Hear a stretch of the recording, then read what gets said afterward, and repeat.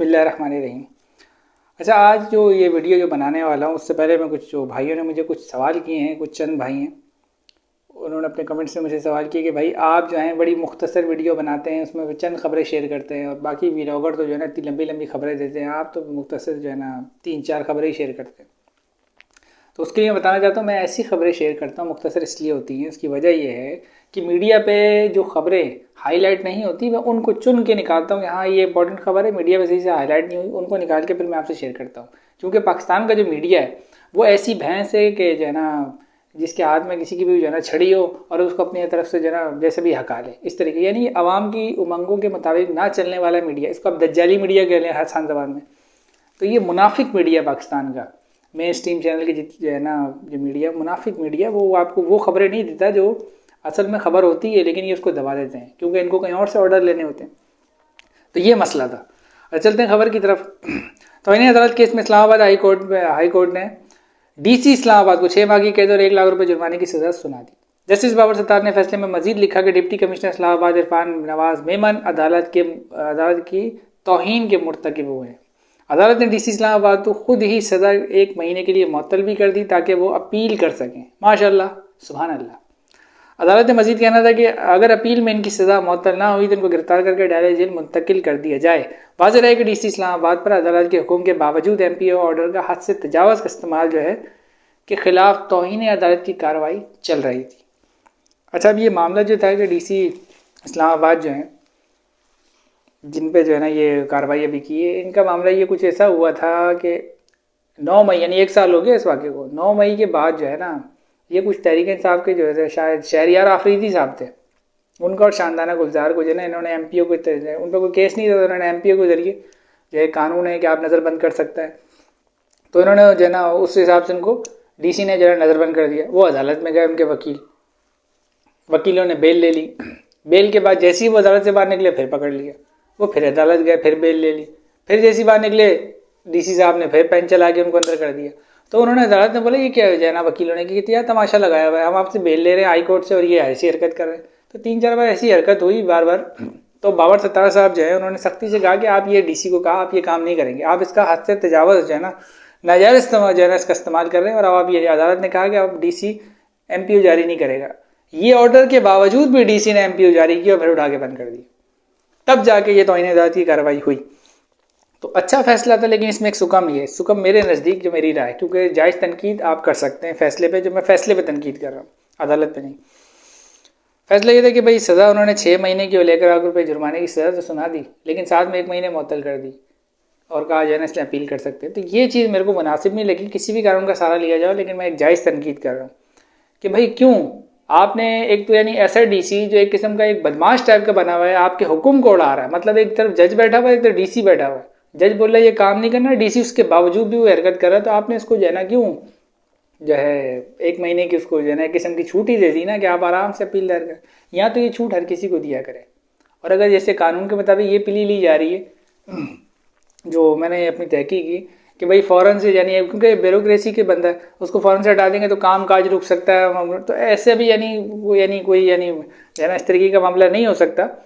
भाई मैं एक मिसाल देता हूँ, मैं अपने घर का सरबराह हूँ, ठीक है, पूरा घर मेरे से चलता है, उनकी यानी वो जो क्या बोलते हैं पैसे वगैरह यानी मेरे ऊपर डिपेंडेड है, वो एक किस्म के बीवी बच्चे माँ बाप सब मेरे पर डिपेंडेड है। मेरे से कोई क्राइम हो जाता है, मुझे जो है ना अरेस्ट कर लिया जाता है, मैं वहाँ बोलूँ जज साहब मुझे जो है ना क्या बोलते हैं आप ऐसे ना वो पकड़ें, पूरा घर मेरे से चलता है, अगर मैं 5 दिन 1 महीना 1.5 महीना अगर मैं इस प्रोसेस के अंदर में बंद रहा तो मेरा घर कैसे चलेगा। तब वहाँ भी अदालत उनको भी छूट दे दिया करे कि भाई हाँ ये बात तो सही है, अगर हमने इसको बंद है तो बाकी लोगों का तो कसूर नहीं है। तो ऐसा तो नहीं होता ना, अदालत में जैसी वो FIR कट जाती है उठा के बंदा बंद कर देते, फिर केस चल रहा है जो भी हो रहा है बंदा तो बने। तो फिर आप यहाँ तो फिर सबके साथ ऐसी करें, ब्यूरोक्रेसी को आप ये फेवर ना दें, ये मुनासिब नहीं है।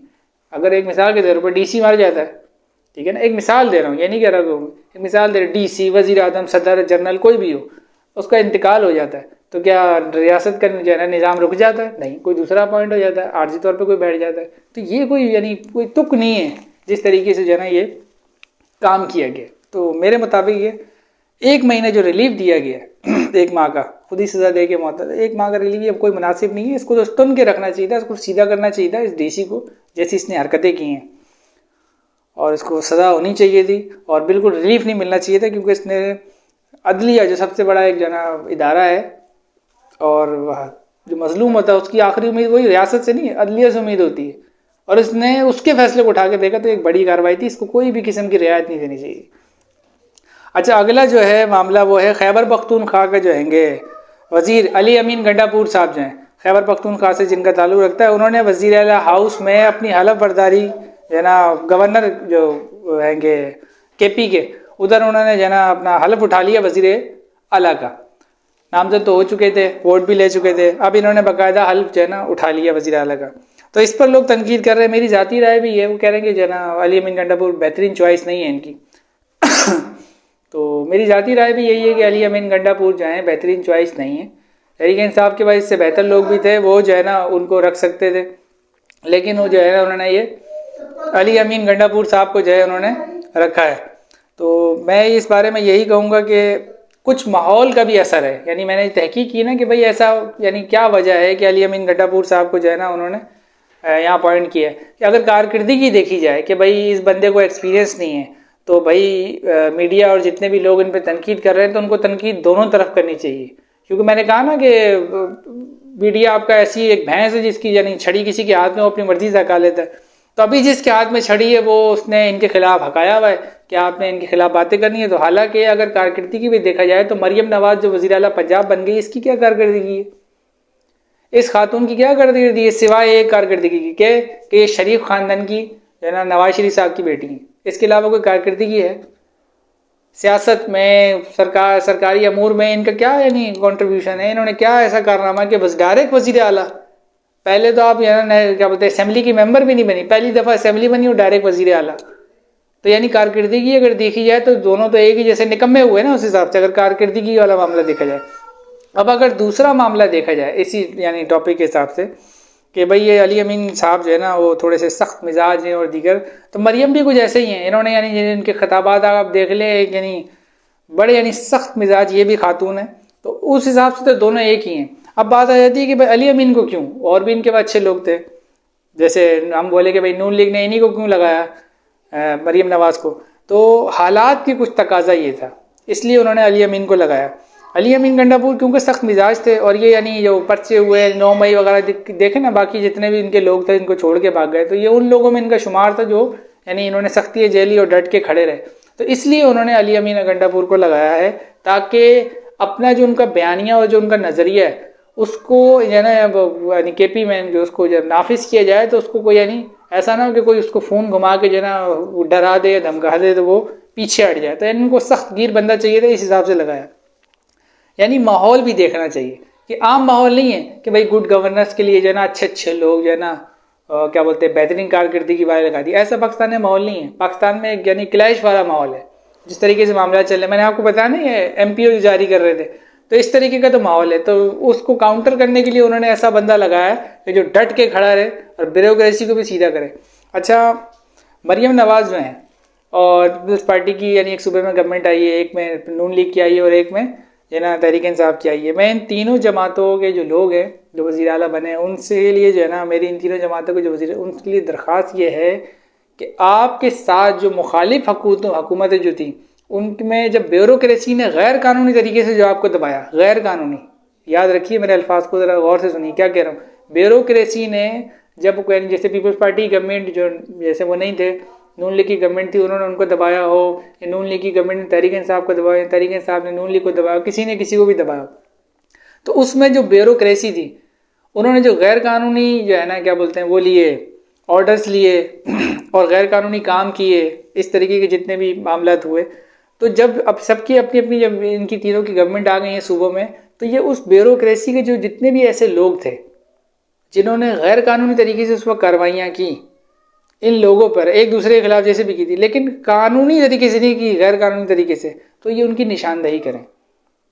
अली अमीन गंडापुर साहब भी करें, मरियम नवाज साहिबा भी करें, पीपल्स पार्टी है ना जो उन्होंने बनाया है मुराद अली शाह साहब, उनको ये उनकी निशानदही करें और उनको कानून के दायरे के अंदर रहकर उनके ऊपर जो है ना गिरफ्त जो है ना अपनी मजबूत करें और उनको कानून के कटहरे में लेकर आए। ताकि इन ब्यूरोक्रेसी को सीधा इसलिए करने का कह रहा हूँ ताकि ये आइंदा जब निगरान हुकूमतें आ जाती हैं तो ये बदमाश ना बन जाए ठीक है ना, कि अब हमारा कौन बिगाड़ लेगा। और ये गैर कानूनी काम करने से पहले डरें 100 दफ़ा, और किसी के ऑर्डर लेने से भी डरें कि भाई ये जो सियासतदान है ये गवर्नमेंट में आते हैं, ठीक है ना, ये जब आ जाएंगे तो फिर हमारा फिर यानी वो होगी, अकाउंटेबिलिटी होगी, उससे ये घबराएं।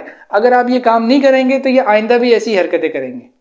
तो इसलिए आप ये तीनों गवर्नमेंट जो बनी है इनका ये काम है कि इनके साथ गैर कानूनी और गैर जमहूरी रवैया जिस जिस ब्यूरोक्रेट ने इख्तियार किया है उसकी ये निशानदेही करें। निशानदेही करने के बाद उस पर यानी कानूनी गिरफ्त में इसको जो है ना लेकर आए कि उसने अगर कोई गैर कानूनी काम किया है उस हिसाब से इंतकामी जो है ना कार्रवाई का निशाना ना बनाए, गैर कानूनी जो काम किया एविडेंस के थ्रू, ताकि उसको कानून के जरिए जो है ना उस बंदे को सजा मिले। तो आइंदा ब्यूरोक्रेसी की भी कांपे टांग जाए।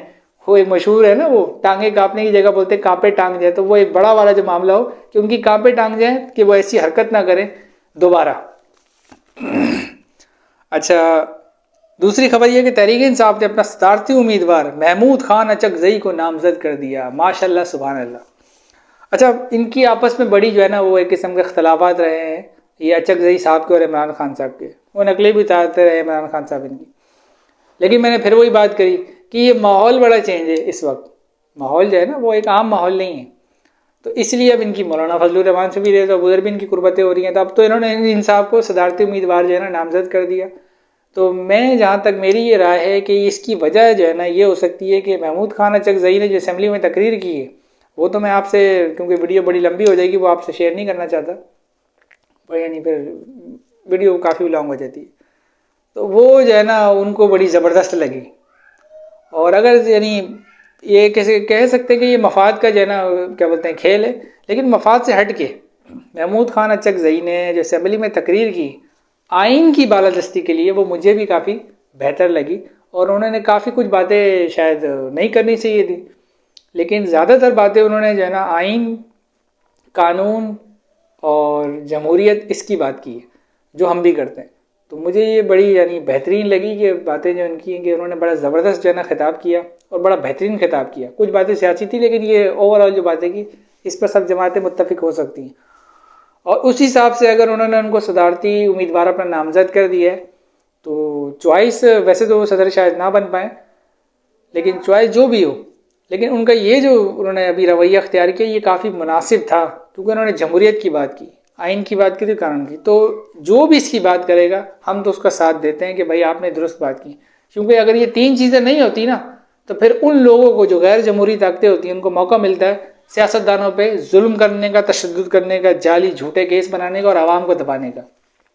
तो ये मामला ख़त्म होना चाहिए और इस तरीके के और भी जमातों के जो लोग हैं वो उठें। सिर्फ महमूद खान अचकजई की बात नहीं कर रहा हूँ, फजलुर रहमान हो, नवाज शरीफ साहब हों, क्या बोलते हैं बिलावल भुट्टो साहब हो, दीगर, ये सब उठे और इस मामले पे कंसेंसस करें कि हमारी आपस में बड़ी जैसे भी जो है ना हमारे ताल्लुकात रहे, अच्छे रहे बुरे, लेकिन गैर जमहूरी क़ुव्वतों को मुदाखलत की इजाज़त नहीं देगी, बिल्कुल नहीं देंगे। और हम जो है ना गैर जमहूरी क़ुव्वतों के आला कार भी नहीं बनेंगे।